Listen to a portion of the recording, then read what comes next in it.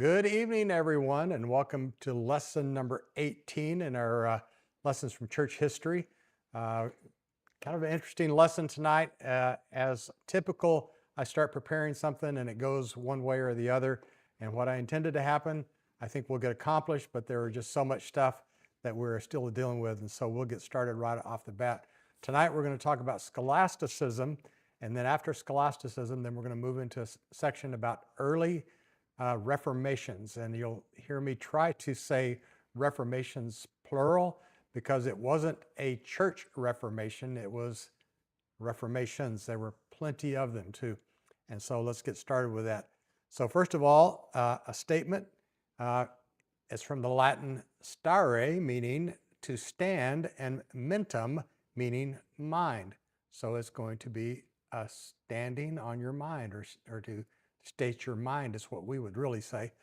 And the usual things here, if you need to get hold of me, there's my information. If you're live and you want to send Jesse feedback, there's the information there.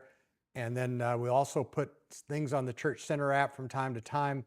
I don't think I've put anything on there recently, but let's let the Reformations begin. So that's kind of the big announcement for the week. Heard on the street, Ben S. said, I'd still get rid of all the idols. And so we'll hold Ben to that. Also, Steve C. said, I like that invisible church. Where can I join it? And then Mickey P. asked this question, a serious question. Do you think the Catholic Church is losing their influence today? Now, that is strictly an opinion question. And so I get to give my opinion on that. My opinion on that is usually churches and big organizations like that, like the Catholic Church, and it's as big as you get in terms of churches go, they're usually as good as their leaders. And so if the leaders are good, it actually gains influence. And if the leaders happen to not be so good, a lot of times you'll see them lose influence in society. And other things with a church that big, scandal in our not too distant history, and maybe still going on, as with the sexual abuse scandals. There's been a number of things that have caused them to lose their influence over society and lose their standing in things. So we'll just keep an eye on that as we move on. So what's on the docket tonight? We're going to talk about scholasticism, and we're going to start that with the three A's: Anselm, Abelard, and Aquinas. Don't know why they all started with A, but these are probably the three most common names. There were others that were scholastics as well, and scholasticism. And then after that, we're going to move, as we said, into early Protestant reformers. Word of the day, dialectic, from the Greek dialektiki, meaning the art of argument through dialogue. So we'll look for dialectic in the presentation sometime. Ontology, from the Greek on, meaning being, plus logos, which we would call word, but this really means study. And so that's the study of being is what an ontology it would be. And so in particular, it's referred to God, and it's only used in a religious sense. And so the study of the being of God. And scholastic, that's from the Greek schole, meaning leisure, study, or school. And we get that real easily.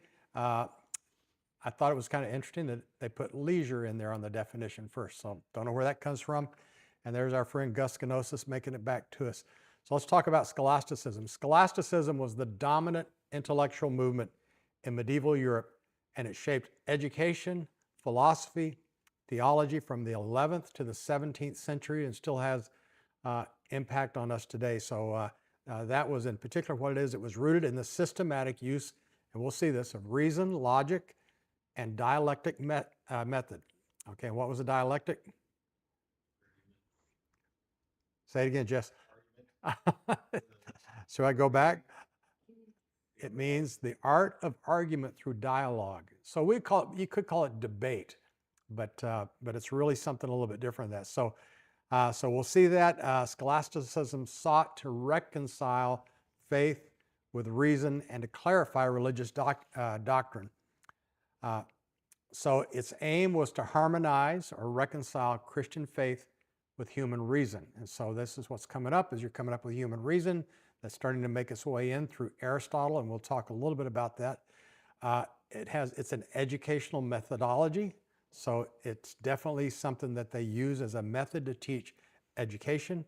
And again, systematic use of reason, logic, dialectic, there's the word again, and it emphasized structured debate, precise definitions, and critical thinking. So it's not just debate. It's like not just argument.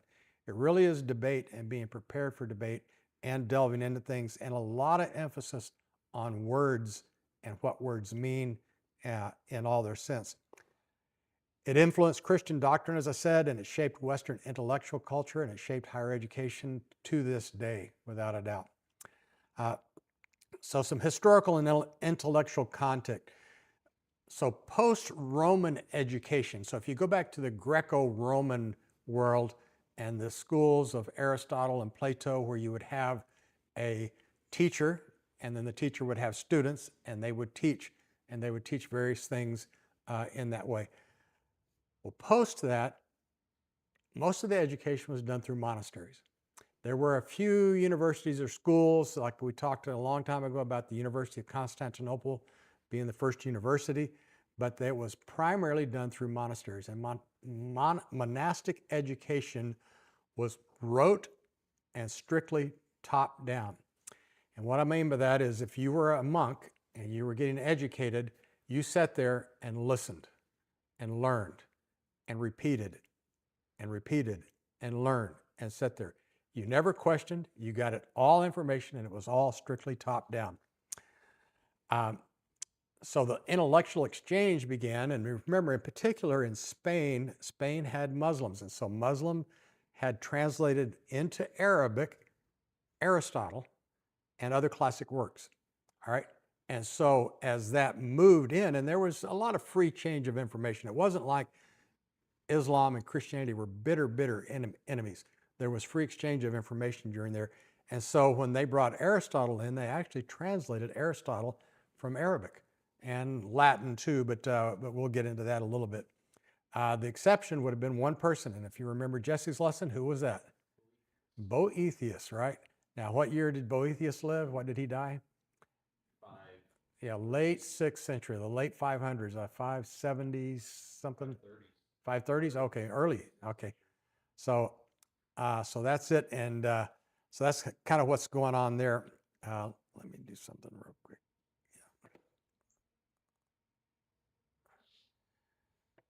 Okay, so the rise of scholasticism was basically applying Aristotle's logic, all right? And remember, Aristotle, he wanted to talk about things that were real and making observations from things that were real.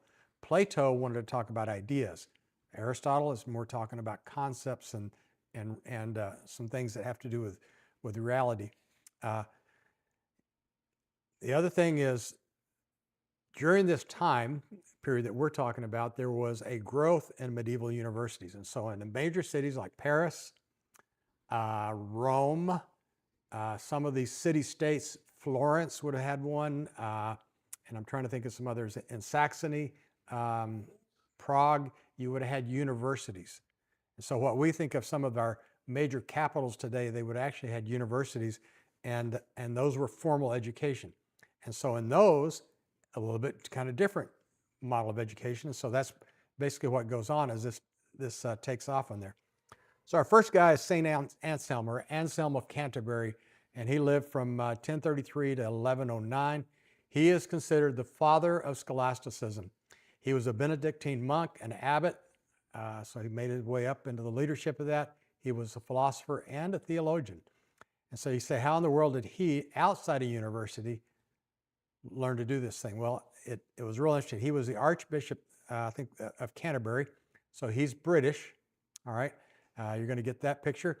And he defended the church during the investiture controversy. And investiture controversy was like who gets to appoint popes and who gets to appoint kings. And so that investiture, especially who gets to appoint popes, because the kings thought it was their right to appoint popes. And so this was a big controversy. And so he defended the church in this, saying the church should have the right to put its own people in. He was exiled twice by English kings, two different kings, William II and Henry I. During his exile, that's when he did a lot of his writing. And he composed dialogues and treatises. And in particular, since then he's been proclaimed a doctor of the church, and I think there's less than 40 in the 30s doctors of the church, and that's being the Catholic Church. And he taught that faith and reason are ultimately harmonious.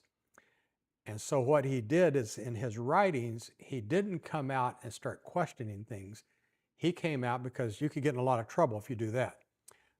What he did was he started praying to God, and his writings are about prayers, and you're going to see about that. One of the first one was called the Proslogion, and it's a discourse, basically, and it's a prayer to God. And so he would start this one off, and there were multiple chapters. This is probably his most famous book. He says, I do not seek to understand that I may believe, but I believe that I might understand. Unless I first believe, I shall not understand. So you see that marriage between reason, understanding, if you will, and belief or faith. And so to paraphrase this, I don't try to, and this is going to be an important thing, and you'll hear me say it multiple times, you cannot reason your way to faith. But from faith, you can reason your way to understanding. That would be a very simple way of saying that. In this book, I'm going to give you a few chapter headings. One is the God that truly exists. And so it's a prayer of that he's going to pray about to God, and we'll see a little bit of that. Another one, chapter 4, was how the fool managed to say in his heart that which cannot be thought. And so he's pulling this directly from the Psalms, where it says, the fool says in his heart, there is no God. He says, you can't say that. And so he says, this prayer is his examination of how a fool would ever say that in the first place. So he's going to ask questions about that during his dialectic. Another chapter 10, how he justly punishes and justly spares the wicked. Why do wicked people prosper, and why do good people, have problems, And so he's trying to answer these things through his scholastic thinking. Another one is how and why God is both seen and not seen by those seeking him. Good question to ponder over if you have the chance. He's most famous for what is called the ontological argument for the existence of God. All right, so that's a big word, and we're going to kind of delve into it. You don't have to remember that word, but you may have heard this argument, and if you haven't, this will be interesting. So and I'm not going to repeat it in his dialogue. I actually took his dialogue, which was a prayer, and I paraphrased it in something that we might think of as a more of a dialogue. Anselm would say, imagine the greatest being you can think of. So you can think of something, you got it in your mind. Is this being greater than God? So now whatever you thought of, compare it to God. All right? So this is the dialectic that he's going through. So God is the greatest being you can think of, because you're not going to find a being greater than God. So God is the greatest being you can think of. If God is the greatest being that you can imagine, which would be greater? A being that you can imagine in your mind, or a being in real life? So your mind can imagine God, but think how much bigger God is than what you can imagine. And that's what he led people to in his thoughts on that. And he goes, so if God is truly the greatest, God must exist, not just in our thoughts, but in reality. It's a very clever way, an ontological thinking or ontological argument for the existence of God. Hopefully you got that. This is just a little flavor of how scholasticism would have worked. Next guy is a character, Peter Abelard. And you're going to see this couple here, and there's a little bit of story on that, so we'll get into that. By the way, the people here can see the monk looking in the door on the right side. It probably has my head on top of that. So, because that's not me looking in on them. That's the abbot or the monk looking in on them. Brilliant is the most common word that will be used to describe Peter Abelard. And you would talk about this. He would say he's clever. He's, and you just go on and on. If you start talking about who's the smartest guy in the room, it's Peter Abelard. He actually started off in law, and he was a scholar of Cicero, and so he's kind of getting into the Greek teaching or the Greek thoughts and things like that. And so he's a big scholar of Cicero. And as he gets into this, though, law doesn't satisfy him. He wants to go to the big leagues, which is obviously theology, because that's where everything that mattered was discussed. And he gained fame as a teacher in Paris. And so he was, in his mind, or maybe in reality, was the greatest lawyer, and then he became the greatest theologian, and he became a teacher in Paris. He was known for humiliating his opponents in debate. And basically when I say humiliating, I mean he would talk them circles around. And so if you think about that, is he's going to prove and come out and hammer and this and that, and did you think about this and this? And so you're going to run through that, and he would just turn people upside down with the way he would do things. But as he was a teacher, what happened was he had there was one gentleman who wanted to send his niece to learn from him as a private tutor, because she couldn't go to the university because that was only for guys. Anyway, so he began to tutor this young lady named Heloise. And so that became a scandal, and it was Heloise de Argenteuil. And don't try to get me to say that. So their love became the talk of the town. Well, there'll be a little bit more about that. I think I'm going to say a little bit more of that. So just to kind of tie a bow around that story, is the uncle, and basically so Abelard went to be the greatest lover next, right? And so uncle, he sent in his people, and they did a few little surgery on him, and now he's not able to have kids, and they didn't do it like we would do it today either. And for good measure, they sent Heloise off to a nunnery. And so that's not going to have anything. Well, there were some letters that went between the two of them, and you're going to see the writings down here. And the first one is the letters of Abelard and Heloise. And this was some of his fellow professors that got a hold of this, and they put them together. And these were both of them, their letters back and forth, and published them. And it became a bestseller throughout Europe. And so that's why the scandal of them became probably in his day and age, or right after that, became more well known than actually what his writings and what his teachings were, even though he's a very well-known teacher. The other book that he wrote after this event was Historia Calamitatum, the story of my misfortunes. And he's saying, poor, pitiful me. And so that's kind of it. And so that's the story on that.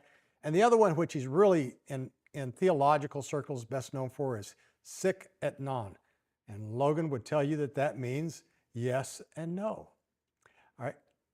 And Logan's giving me this like almost like a 6-7 kind of thing. And in this book, he actually had, I think it was 153 or 158 questions. And what he did from those questions is he compiled different people's answers. Some people would say yes to this answer, and some people would say no. And so that's where he got it, yes and no. And so you go through with all that. A few quotes by Peter Abelard. I hate this deceitful, faithless world.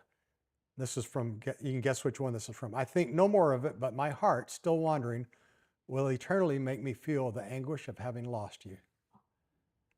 Dear Heloise. All right, so that's a letter from his letters to Heloise. Another one, nothing can be believed unless it is first understood, and that for anyone to preach to others that which either he has not understood nor they have understood is absurd. So he's saying you can't believe it unless you understand it. So he's kind of turning that back around a little bit. Another quote, the key to wisdom is this, constant and frequent questioning. Okay, some people are getting the nods on that.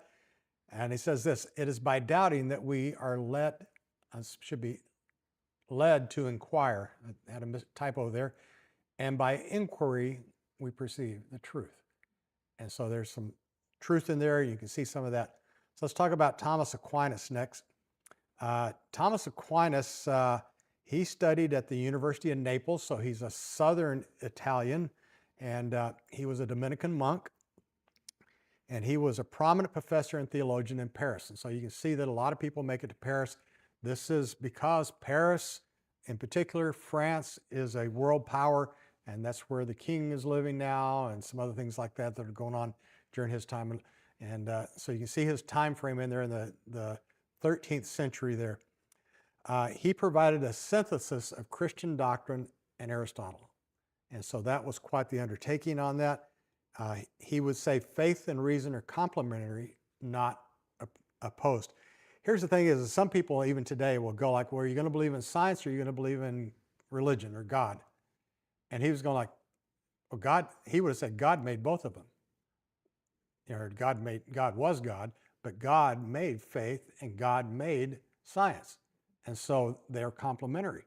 And guess what? If science doesn't agree with faith, guess which one's wrong? Science. That's going to be a very common belief that they would do there. He would say faith reveals truth beyond human reason. And then lastly, he said, you cannot reason your way to faith. And that's something that he would go through there. So you see some interesting things from there. He's best known for Summa Theologica. And it's in this, he presents several things. And you can see the book in the background there. This is a series of books. And this is the Latin edition, by the way. So if Logan wants to, Christmas present right here. In this, he presents, what do I got up here? Yeah. 5 ways to demonstrate the existence of God. He talks about the argument from motion, and this is very Aristotelian, all right? And this would say everything in motion had to be set in motion by something else. There must first be a mover. The mover is God. So you don't set a ball on a table and it just sits there unless the table's not right, but even there, you moved it there first. And so because of that, you see motion. So he's saying, ultimately, when you get back at the very start of all motion, you look at God. The argument from causation, very similar. And I'm trying to get over here to my notes. Every effect has a cause, and the cause must be uncaused. No, something's there. Similar to the motion argument. Yeah, must be uncaused, and the first cause is God. So very similar to that. But he's saying from causation. So if there's cause and effect, and so basically you're looking at the cause, very similar to the one in motion. And then he uses the one of contingency. My notes are not doing here. Things could not exist. Things that could not exist. There must be a necessity being that caused their existence, which is God. So that's the argument from contingency. The argument from degree, he goes, there are various things in degrees, right? There's degrees of goodness. There's degrees of truth. There could be degrees in nobility. You see those things. There must be a perfect being that embodies these qualities, which is God, which is the highest degree. And he would look at that and design, and you've heard this argument, the order and purpose observed in the world imply a designer, which is God. And so you see that design implies a designer. So, as I picture there, I just took a screenshot of the Latin. This was from Amazon, by the way. The Latin edition is 8 volumes, 5,256 page, and leather-bound, Logan, is $405. The English edition is 5 volumes, 2,900 pages, and the paperback is $180. And Ben might need a copy of that someday, so we'll just kind of see how that goes. I don't know that Ben would read that much. Some quotes by Thomas Aquinas. The things we love tell us what we are. And I think that's a very wise quote. To one who has faith, no explanation is necessary. To the one without faith, no explanation is possible. Don't you want to just put some of these on your refrigerator and say that, the greatest kindness one can render to any man consists of leading him to the truth. Now, he embodies that. Obviously, the truth is going to be God, but he embodies that on everything. So if you've got a question, he says, the best thing you can do, the greatest kindness, is to lead them to the truth of whatever that answer may be. He who is not angry when there is just cause for anger is immoral. Why? Because anger looks to the good of justice. And if you can live amid injustice without anger, you are immoral as well as unjust. And so that's the last quote I'll give you from Thomas Aquinas. I will say that because of Thomas Aquinas and because of the volume of work he did, this set, I want to say this kind of set in stone a lot of Catholic doctrine, because he took every issue of the day and he examined it to the nth degree and came up with very logical answers, which people agreed with. You couldn't argue with him. He, one, because he was dead by the time you would have got to that page in the book. All right. But the other is his logic was just in some ways infallible and such. And so that's what it is. So the scholasticism in universities. So we're going to talk about what they would do in universities. And Jesse will appreciate this. There was the quadrivium. All right. I'll give Jesse another slice of cake if he can tell me what quadrivium means. Oh, he's going to do it. The place where four roads meet. And guess what trivium means? The place where three roads meet. All right, and that's why I got the picture of the roads there. The quadrivium, by the way, this is what you would teach early on in the education. Trivium, you're going to teach later on. The quadrivium, arithmetic, geometry, music, and astronomy. Now, we don't pay much attention to astronomy these days, even though we have a very, very expensive space program that I think is a fool's endeavor myself, but that's my personal opinion on that. Music, Jesse, you made a comment about this the other day. What's music when they would teach it in the university setting like this? Yeah, it's music of the spheres. So it's how things are in harmony, not just musical instruments, but music of how things work together. So nearly a precursor to engineering in some ways, or physics is what we would look at that. Then when you got to trivium, they would teach it in this order. They would teach grammar the right way, and these scholastics were very, very particular about words, and they would teach logic second, about how to reason things out, and rhetoric last. And why would they teach rhetoric last? Jesse will tell us. Because it's dangerous. It is the art of persuasion. It is the art of bringing people around to a certain thing. And if you don't have all the basics down first, then you could persuade people immorally. And so that was why they would do that, and that's why they would go through that. The criticism of scholasticism was that it was overly abstract and disconnected from practical concerns. So, and some critics would say even later on, Martin Luther was the one. He said, Paul said it when he talked about the people of Athens, the Epicureans. Remember what he said about the Epicureans? He sat around and talked all day. And that's what was an accusation against the scholastics. And to some extent, if you think about university professors, some people say, yeah, that's exactly where it landed. So some of the lasting influence of scholasticism, emphasis on logic, systematic reasoning, groundwork for scientific method. This gets very important as we especially move into the scientific world. Structure of university education and why we have universities and why you specialize in universities. And a persistent belief that we can reason our way to faith. Now that I think is wrong, a wrong thinking, but we fall into that trap that we think we can reason our way to faith. I want to prove to you there's a God. Scholastics tried to do that. All right. And I think we're not true to them, because they would tell you, no, as we've seen the quotes, you have to have faith to understand these things. You cannot reason your way to faith, even though some of them tried. All right. second part of the presentation, let's talk about early Protestant Reformations. Now, I found this picture on here that's in the background, and I really like this.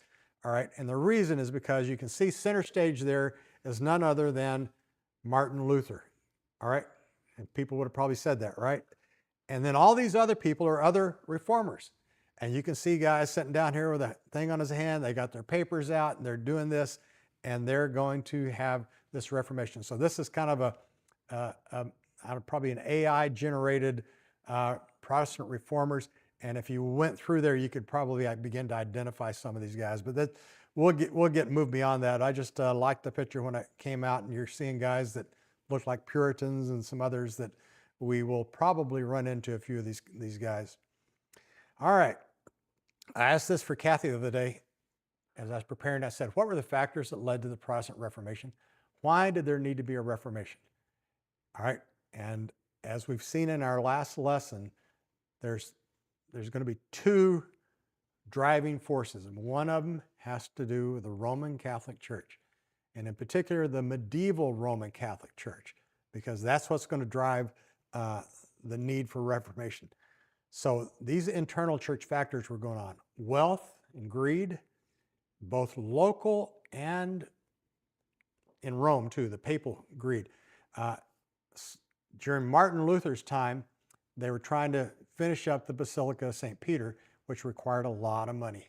And so they sold indulgences, and those were abused. And you're going to hear, as we get further and further in the lessons, you're going to hear arguments about indulgences that are well-deserved, let's put it that way. Corruption, immorality. We even talked about, if you remember the popes, there's a book called The Bad Popes, and it goes through a lot of the guys. They were running a brothel out of not the Vatican, it was the Lateran Palace at that time, among other things, and it was like a frat house. You had a pope as young as 13 years old, maybe, all right? You had popes that were buying the office and others like that. So you had a lot of corruption, a lot of immorality, and a lot of the Protestant reformers are going to, and we're going to see one of them tonight, he's going to point to all that and say, this is why the Roman Catholic Church is wrong. Crusades and inquisitions. And so the church had blood on its hands. That's the only way to say that. And both of these, the Crusades were calls to retake the Holy Land. They ended up basically mass killing of, 15,000 people. That 700 might have been what they would have called heretics. The rest of them are Christians. And that's when the bishop said, kill them all and let God sort them out. So kill the Christians and let God sort them out. All right, and so that is one of those questions that are things that you go on through there. And so you see the Inquisitions, and those, we didn't get into it, but those get more and more crazy. I'll just use that term. Erroneous or fabricated doctrine. And that's the only way to say that. Things that they taught, and by the way, the Catholic Church still hangs on to some of these things. I had to look in my catechism of the Catholic Church about indulgences. It's still on their books as their catechism is teaching. And so it's still in their teachings. So indulgences, it's changed a lot from medieval times, but it's still there. The inability to police itself. One of the things that in this kind of pre-Reformation era that we didn't get into, and it's an interesting part of Catholic Church history, is the Avignon papacy. And for about 100 years, I think it's a little over that, like 112 years, the papacy moved out of Rome because it was so corrupt and everything. And the French king said, I want you to move this to France, and I want to move it to Avignon. And the guy that was the pope was a French pope, and he moved it to Avignon. Kathy and I had the opportunity to go there a couple of years ago, and I was so disappointed in the Palace of the Popes. I'll just tell you that. It was a big structure, but they hadn't done anything with it. So save your money, don't go to Avignon, other than it's a great place to go visit. But the Palace of the Popes was a little bit thing there. But during this time, you had this thing going on. Well, at some point in time, the people back in Rome said, you can't have a French pope. And by the way, that Avignon was controlled by the French emperor, and it was. He's the one that put them in and things like that. And so That's part of the investiture. So back in Rome, they decided they want to put their own pope in. So now you have two popes. All right. And that creates a problem because in the medieval mindset, if you're up in Germany or England, well, which one do I follow? Because they both have legitimate claims. They were both elected by cardinals. All these things that are going on. And so, and by the way, if I choose the wrong one, that French king may come up and try to attack me. Or that's a good reason not to choose it because they're French. Or, and you can kind of see the things that go on like that. And the other is, you have to think of the medieval mindset. If I'm getting my forgiveness of sins and confession through my bishop, who gets his authority from eventually the Pope up the line, and by the way, these popes have communicated each other, which one am I not saved? And that's the way they would think of things like that. So you have a big problem. So they got together and went to a little town called Pisa and had this, basically the emperors, there were emperors, multiple of them, called this. They had this group get together and they said, we're going to settle this. So they get together and they install a third pope. So now you have three popes. And by the way, they can't get along. All right, imagine that. The best thing that happened is they all died. All right, but that was called the Western Schism if you're looking at church history. Very interesting time. And basically when they move out of that, that creates a problem, and some of the reformers did that. The thing that it illustrates, though, is the Catholic Church had no ability to police itself. What happens when the Pope, the vicar of Christ, the head of the church, is out of line? You don't have a way to recall him. They still don't today. And so that's kind of interesting. So that's why sometimes it's only as good as what your leaders will be. External factors that led to the Reformation. Development of imperial kingdoms. Now, this has kind of been going on, but we're having a move from feudal kingdoms, feudal places, to Germany, France, Italy, now it's going to be later, Spain. As they start reconquering Spain, you're going to get some very powerful people there. England is another one. And so you start going away from these small little kingdoms to an imperial kind of kingdom. And so those will have more power. Money, all these kings wanted the church's money because the church was very, very rich at the time. And not just in Rome, by the way. I'm talking about local and the monasteries and the things like that. Those were very rich because tithes were automatically collected and, some other things like that. And so the secular rulers wanted that, and they wanted to start because they've got, wars going on. And they want money to fund their wars. And so and the richest thing in town is the monastery. So let's go tax the monastery. Well, that's going to create some problems and kind of puts people on two different sides of the fence. The other one is the political heavy-handedness of the church, that these kings, and everybody knows Henry VIII, he wanted to divorce his wife. And the Pope said no, and that political heavy-handedness led to the English Reformation. And so you have the Episcopal Church, or the Church of England today, because of that. That's much further down the road from where we're at. Secular mismanagement. This was so remember, the Roman Catholic Church had the Papal States. And the church isn't supposed to rule. It's not supposed to, put streets and roads and everything else. So they really mismanaged things terribly. All right, and some of it had to do with the greed and that they had, but there was just some terrible mismanagement that led some of their external factors too. Scholasticism, you have this rise of questioning. Before this Reformation period starts, you didn't question. What happens if you questioned? You're wrong. You're a heretic, and we just put you to death. Or we'll send you to a monastery, or we'll, whatever. That's probably your two options there. If you recant, we'll go to a monastery. That's it. But you didn't question. The other is the rise of the Bible. So during this time, you start to get the Bible in people's hands in their own language. And that's going to be huge because what's being taught by the church is not in the Bible. And you're going to see that come through in spades as we move through this. The other is the movable type printing press. That the Bible in people's hands, it was because of the movable type printing press. That's going to, now, even before that though, people were translating the Bible into their own language. You know, we'll look at John Wycliffe here in a minute. He translated it into English, all right? And people copied it. They would go and make copious copies of these things. So it's not necessarily printed, it's hand printed, if you will. And those actually got to be quite a trade during some of these days because people would do that. And that's also how a lot of the messages got out, like Luther's 95 Theses, which we'll get to later. A lot of that was hand printed and sent out to other people. And the same thing for Jan Hus, which we'll talk about in a minute. And the other is that I like to say is the providence of God. You know, when you look in the Old Testament and you find Israel through centuries, millennia, and what happened whenever they lost their way, what happened? God would send somebody in to correct them. How's that different than when the church, the Roman Catholic Church, lost its way? There was correction coming. And so that's one of the factors that I think God's hand was in this as well. So let's talk about some of these guys, and I'm going to run through these. Good, we got plenty of time. Gottschalk of Orbai.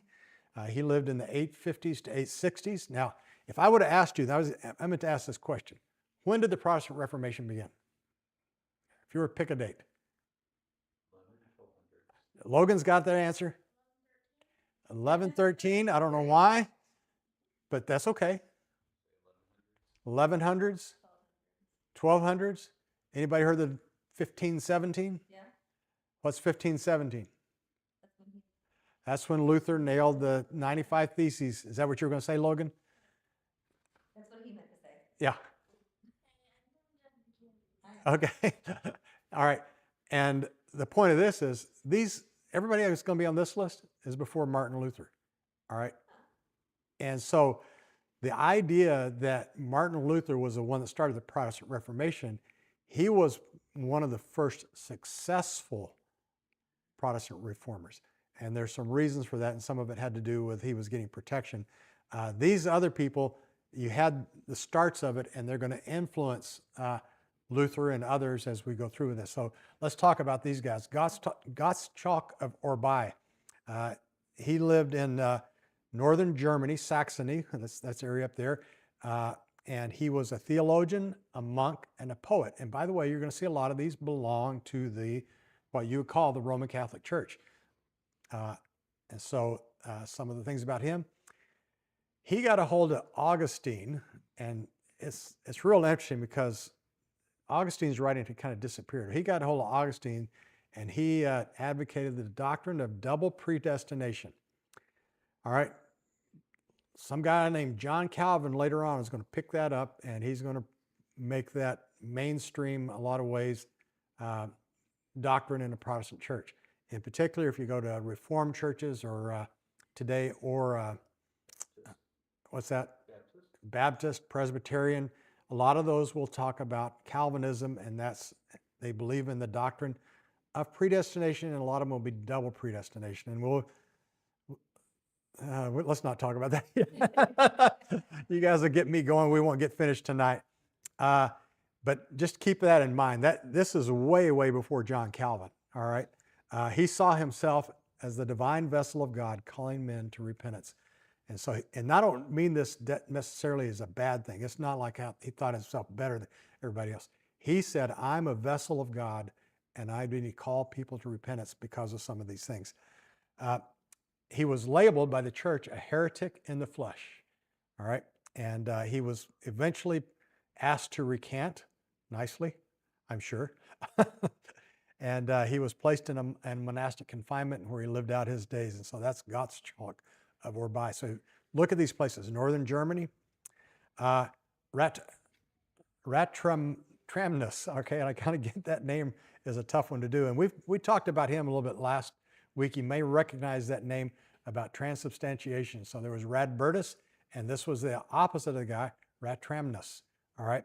And he was in the 860s, so late 9th century. He was in France, and he was the one basically that the king of France, when Radbertus brought up the doctrine of transubstantiation, the king said, this doesn't sound right. And I think the king was Charles the Bald at the time. So you remember Charles the Bald. He goes and asks him, he says, what's this guy talking about? And so he basically challenged that new doctrine of transubstantiation. Now, transubstantiation, for refresher, that's the belief that the bread and the wine are literally, not figuratively, actually converted to the body and blood of Christ. Catholics still believe that today, by the way, transubstantiation. In the 860s, that was a new doctrine. He challenged it, and he also taught single predestination. He was influenced by Gottschalk, and then he defended him, and then he had a huge, and by the way, if you're defending Gottschalk, the heretic in the flesh, you're not in good company all of a sudden. So he has some problems with some of that. But Charles the Bald kind of had his back a little bit on some of this stuff. But he was a huge influence on later Protestant doctrine, especially in predestination. Aelfric of Eynsham, guess where he's from? Huh? Sweden? Ireland? Oh, come on. He's Wessex, England. That sounds more like a Welsh name to me. Aelfric. All right. He was an abbot, a scholar, and an author. And he translated, this is important, he translated part of the Bible into English, all right, which was huge. All right. So the first English, not the first, but he didn't get all of it done.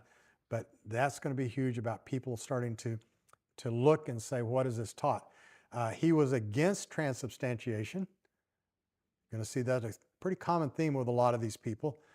Next guy is, this is a group now, all right? So just like you have Lutherans who followed Martin Luther, you have other churches. Think of another church name that has a person's name associated with it. There's one in Minnesota that we ran into. There's about 5 churches not in Minnesota, in Pennsylvania, and it's called Schwenkenfelder. And it was basically, the leader was a guy named Schwenkenfelder, and they were Schwenkenfelderans. And I think there's 5 churches of those in Pennsylvania, and then one in Chicago or something like this. Well, these are Berengarians, all right? And this was at the turn of the century, and this was in France, Tours, French. So now you're Germany, England, France. This stuff's going on. The leader's name was Berenger of Tours. And so that's where the location he was. He was the head of the school of St. Martin at Tours, and he insisted on the supremacy of Scripture. Now that's going to get you in trouble. If you recall, what would the Catholic Church say was supreme? The Pope. And maybe if you did a little broader, they would say the Church is supreme, but the Pope as its head of the Church is supreme. And he's saying, no. Scripture is supreme. He was known for dialectical reasoning and interpretation of Scripture, and he was forced to recant his position on transubstantiation, and he was sent to a monastery, I'm pretty sure. So he was kind of taken out of the picture. His followers didn't last very long. They kind of filtered away. All right, this next one is called Enricians, all right? And they're from 1116 to 1148. And guess what the name of their guy is? Henry of Lausanne. All right, that's Swiss, right? So now you're in Switzerland. And they rejected ecclesiastical authority. Can have a problem with that, church?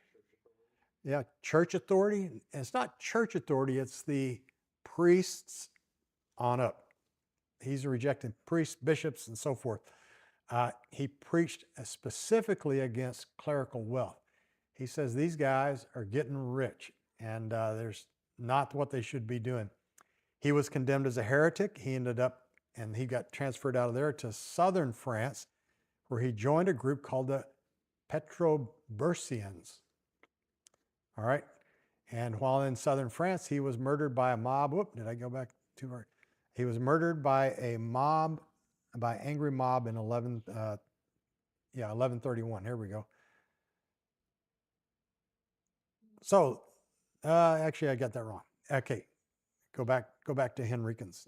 He joined the Petrobursians. All right, so the Petrobursians.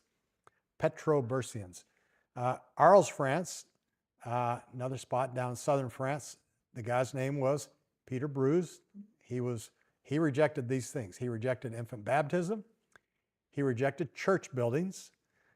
He rejected the veneration of the cross. All right, now some people are going to have a necklace with a cross on it. He said that's wrong. Catholic Mass as a sacrifice. He rejected transubstantiation. He rejected prayers and offerings of the dead. He placed all of his authority on 4 Gospels, and then he has subordinate authority on the remaining New Testament. He was called a heresiarch.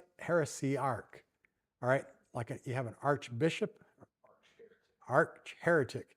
He was kind of the big dog of the heretics by the Roman Catholic Church, and he was murdered by an angry mob, and his following pretty much went by its way. But these guys still had influence.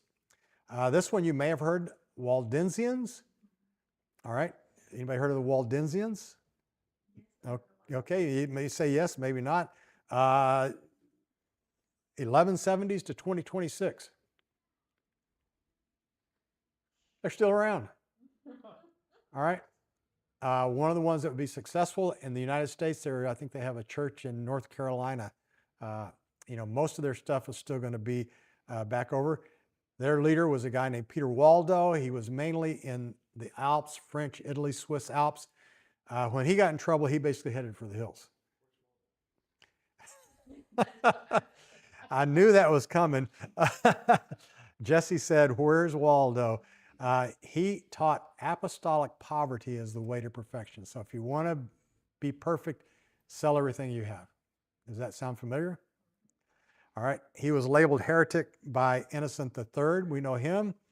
And basically he was labeled a heretic because of his refusal to obey local bishops.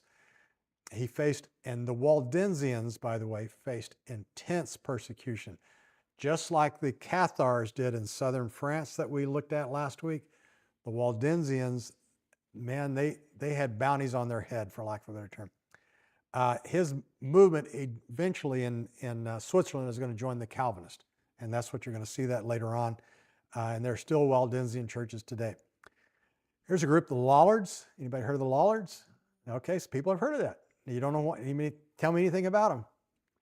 Okay, mid-1400s, they were in England. A guy named John Wycliffe was the leader of the Lollards. That's basically what they became known as. Lollard was a derogatory term, if I remember correctly. He taught consubstantiation. He said you have real bread and wine, but you have the spiritual presence of Christ in communion. All right, so that may sound familiar to some people. This was a saying that I had to put in there because you have to read this in Middle English, right? Jesse's going to read it for us. Sumi fools coming to church, thinking to see the good Lord. What should they see there but bread and wine? So that's kind of be his thing on there. So pardon the bad acting. Most important thing that he probably did was he translated the Latin Vulgate Bible into English. All right. Now there's issues with that, but we'll kind of do on there. He also produced a thing that the Lollards produced this that's called the 12 Conclusions of the Lollards. And let me print them all up here because I didn't get my thing on there. We're going to go real quick. They reject the acquisition of temporal wealth by the clergy. I want to go through the clergy celibacies, and basically they said their third one. Clergy celibacy encouraged sodomy. So they were against clergy celibacy. That sound plausible, considering the most recent problems the Catholic Church have had? Transubstantiation induces idolatry. Now you're worshiping the bread and the wine, not worshiping Christ. Exorcism and hallowing relics are shamanism. Church leaders cannot hold public office. This was interesting. Prayers for the dead is uncharitable, and indulgences are bribery, because you would give indulgences for the dead or prayers for the dead. Let's go on through this. ninth one, confession to a priest is blasphemous because only God can forgive his sins. And remember me telling you, Kathy got absolved by a priest, so she's got that going for us. Christian pacifism, they said that, and this was one of the things that happened was the lords would purchase indulgences and they would rob, basically to do this. And so they would rob that to the poor so that people could go, what they would do is they were proclaiming the whole army. They would do the indulgence, make a big gift. And so now the whole army got forgiven for killing people. That's basically what it amounted to. So he called that robbing the poor. Nuns who get pregnant should be married rather than commit abortion, which he called the most horrible sin possible to mankind. All right. And so you had a problem there going on in the nunneries. Interesting, craft work should only be for necessity rather than showiness. So all the finery, the Lollards would have been against that. You see how this is going to develop into puritanical beliefs. And so they're kind of a precursor to that. We're down near the end. We've got 5 minutes. Hussites, my favorite name. Late 1300s, and the leader was Jan Hus. All right. We call him John Huss, and you can say either one of them. He was in the Czech Republic today, which is Bohemia then. And so that's that. He was exposed to Wycliffe's teaching. So England makes it down to Bohemia. He challenged church authority. He advocated a return to Scripture. He did vernacular preaching and worship, all right, which was revolutionary. Because where was it done in the Catholic Church? How was it done in there? It was all in Latin. People didn't speak Latin at this time. It was a dead language already by then. And so their worship was in Latin, everything was this. So you would go to Mass and you have all this, and I'm just going to call it mumbo jumbo going on. And that's it. I got to attend the Catholic French ceremony at Notre Dame. Angela was there, Jesse was there. Angela fell asleep because it was all in French. We didn't understand a thing that was going on. So that would have been a common thing there. He distinguished between the visible institution and the invisible, called it true church. Steve Cox, you like Jan Hus. And he imposed indulgences. He was a preacher in Prague, and he got a very, very large following. This is kind of interesting. And overall, there was kind of a powder keg environment. There was a lot of unrest going on in that. In 1411, he was excommunicated, and the Pope put an interdict on the city, and they suspended all church services. So now it didn't matter if you were a Hussite or a Catholic, all right, you got no church service because they did that on the whole group, the whole town. Now, if you're a Catholic, you're sitting there going, how do I get forgiven for my sins? Because I can't go confess, I can't go to Mass, I can't take communion, and I don't get forgiven because I got to do all that stuff to be forgiven.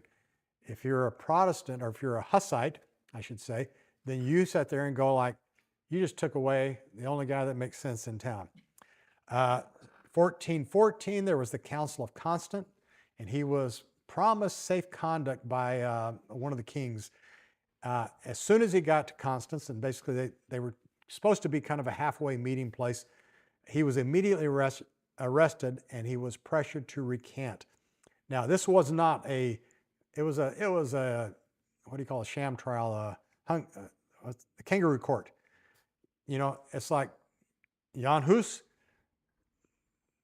aren't you guilty of teaching against church teachings? No, you're wrong. Aren't you guilty? You need to recant that you're teaching these things. So that's kind of the way the trial will go. And so July 6th, he was condemned as a heretic, and he was burned at the stake. Now, remember, he had a large following. For about the next nearly 40 years, 35 years, they have it called the Hussite Wars, and it was a civil war in Czech today, what would be the Czech Republic today.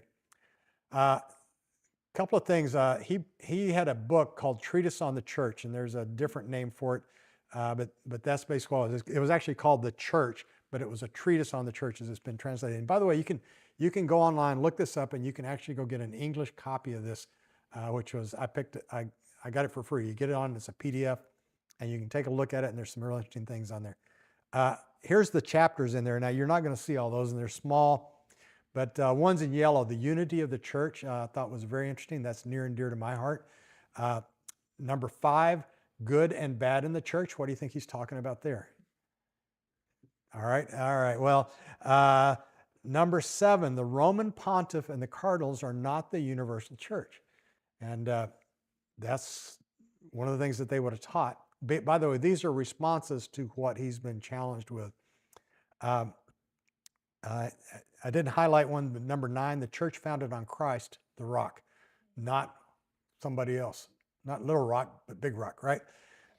Number 11 there, the abuse of Scripture in the interest of clerical power. And that's his chapter. That's his chapter heading on there. What do you think he's getting at there? Number 15 over yellow highlighted, the church may be ruled without pope and cardinals. And his rationale on this was the early church for the first 5, 6 centuries didn't have it. In fact, you didn't have cardinals until late medieval age. You know, you're talking about 800, 900 before you ever had cardinals. And yet they started saying that they were the apostolic, they were basically the apostles of the church, is what the cardinals would have been. Number 16, the law of God is the standard of ecclesiastical judgments, not the Pope, not the church. All right. And there was a whole bunch of that. You can imagine how he got in trouble on that.